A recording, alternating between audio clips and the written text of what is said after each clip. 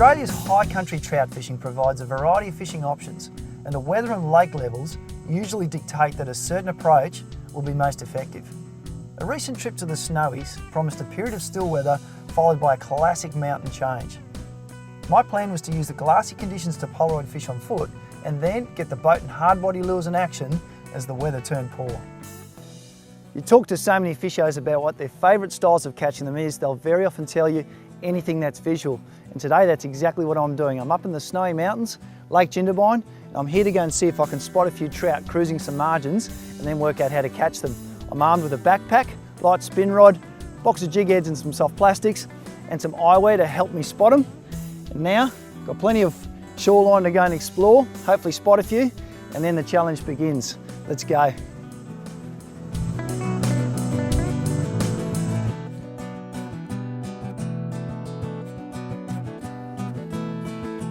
Just seen a fish rising in here. Oh, there it goes, there it goes. You can see it, you can see it. I'm gonna lose it. Rising fish. They're cruising one. The moment we've come over this ledge, shows you. Oh, not expecting to see one. That's when you see them. If I get a little bit further ahead, I might actually get a shot at this fish because I think he's just risen, but I don't think he's seen me. See if I can get ahead of it. Perfect place to see them. Shallow weed bed. It's going to be in here smooching around for yabbies. The key then is putting something in front of him that looks the part. I'm fishing at the moment with a little soft plastic.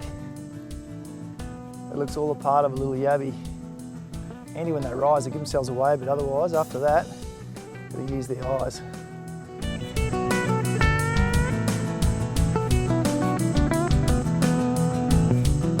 Oh, heart going. Oh, it just wasn't in the right spot. That was a big, big fish. Just didn't quite have the time to get far enough ahead of it and cast, and there's another one. You're joking me, this boat's full of them. Here we go. There's a fish there, come on.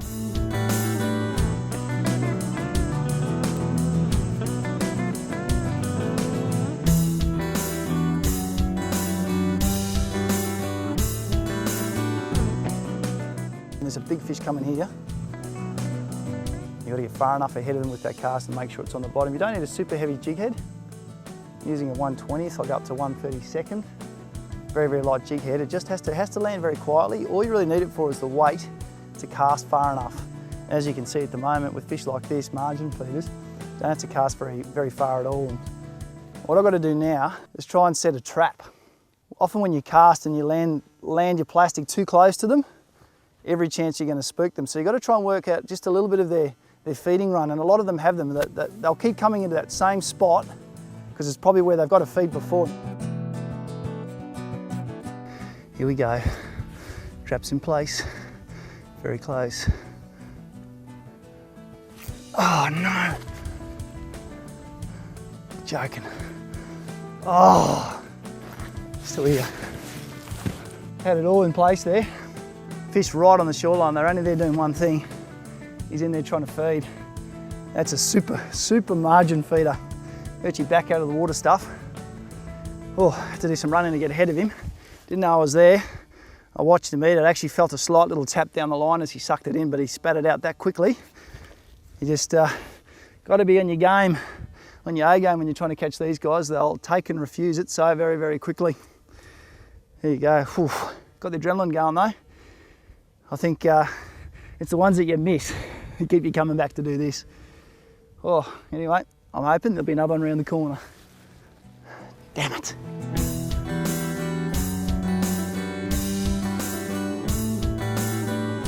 When it comes to Polaroiding trout in your mountain lakes, the seasons certainly play a part. When you get those cooler waters and cooler parts of the year, you typically find your trout are going to be happier feeding close to the shorelines. That being the case, it's also really important to have a look at your lake levels. In my experience, what I've found over the years is that when the Snowy Mountains Authority starts letting water out of the dams, you tend to find that quite often that water level drops down close to those weed beds. That's the times that trout are most often going to be quite happy leaving the comfort of the weed beds. Occasionally they're snooping close to shore and start looking for an easy feed like your yabby or bait fish. Too often you hear that it's time to troll or do this, or bait fish out deep. Quite often go against the grain. Just get out there and have a walk and have a look around. You'll be surprised what you can see sneaking around those lake margins.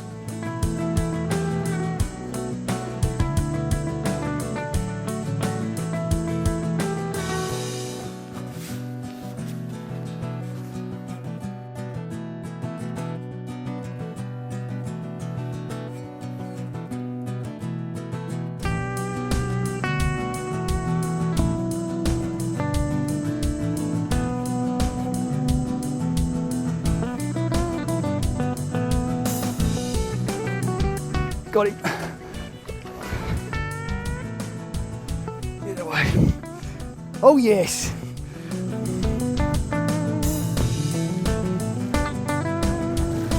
Oh yes. That's an awesome fish.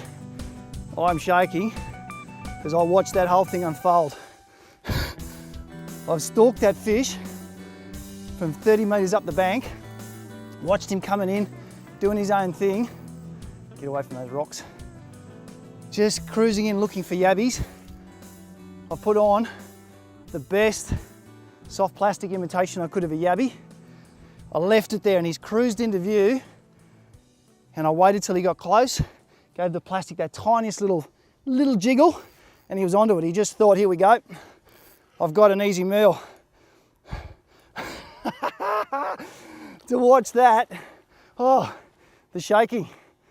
No matter how many times you do it, seeing them come up like that and the stealth involved, just to be able to use your eyes and sneak on a fish, watch them eat it, and then land them is just so very special.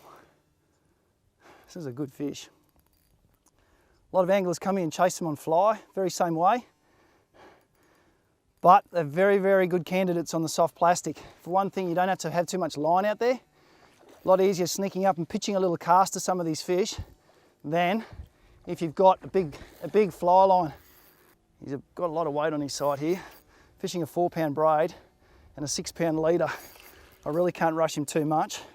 Just want to sneak him into the side. They don't like coming into the right onto the edge. Not natural for them. So I've got to slowly pull him to a spot where I can beach him. Slightly longer spin rod is good in situations like this. This is over 7 foot and it's good as a steering tool. She borrowed it from a mate of mine, Mr. Adam Reuter. You know very well with the trout scene. I left him at home because my ears copped too much of a bruising last time I fished with him, but he was kind enough to lend me one of his Venom rods. And it's beautiful for this sort of stuff. Easy to pitch a plastic into the key zones.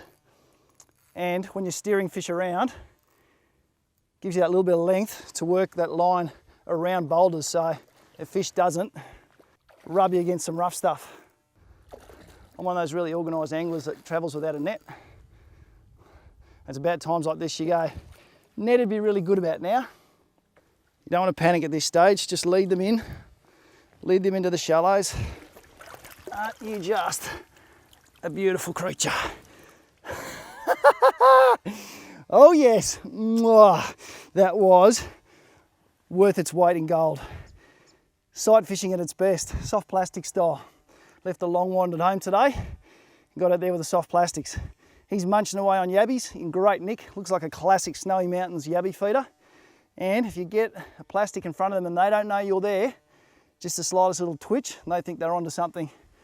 And the rest is visual fishing at its best. Beautiful creature. One of the jewels of the Snowy Mountains. And the benefits of coming up here shore-based, getting out there and seeing just what you can find feeding close to those lake margins.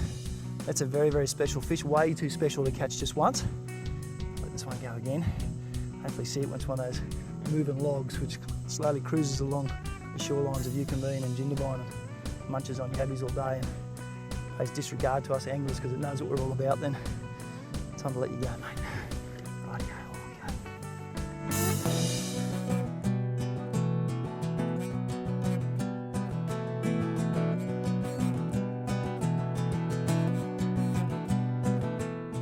I'm fishing with a 2000 size reel loaded with 4-pound braid, and I match that with a 3 to 4 metre leader of 6-pound fluorocarbon leader. You can go down to 4-pound occasionally, but it does start testing the breaking strain, particularly with some of those bigger fish that have slightly sharper teeth, and also some of the tough rocks which you can find around your shoreline.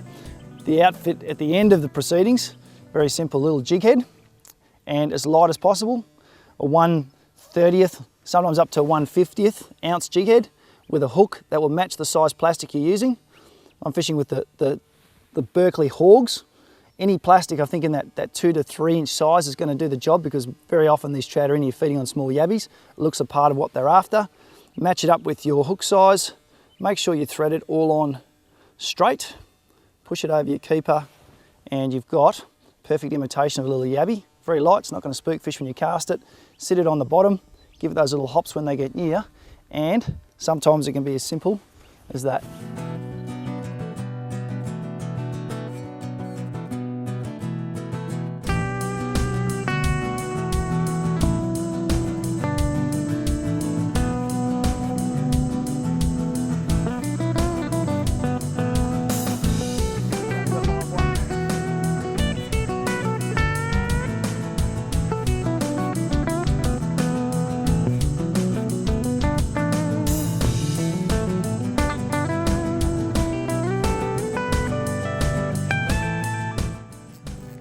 Got him. Oh yeah. Oh yes. Oh yes. Yes. That's all we wanted.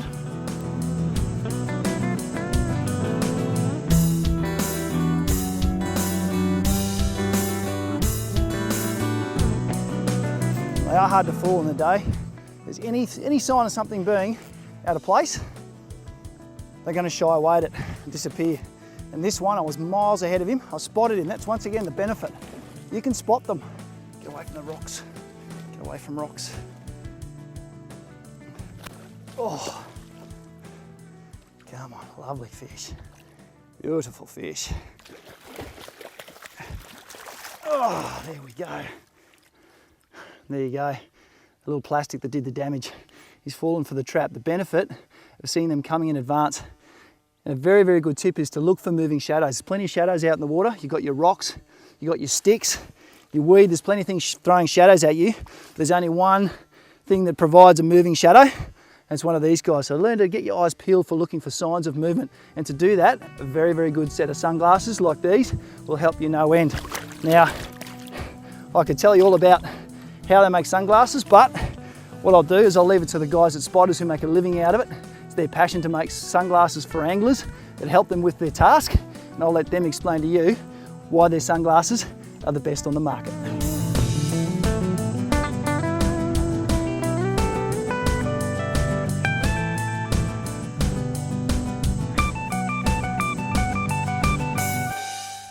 It's Bill Klassen here from The Fishing Show, and if you like this instructional video and want to learn more, it's simple. Go to fishingshowtv.com.au and see a whole host of additional videos.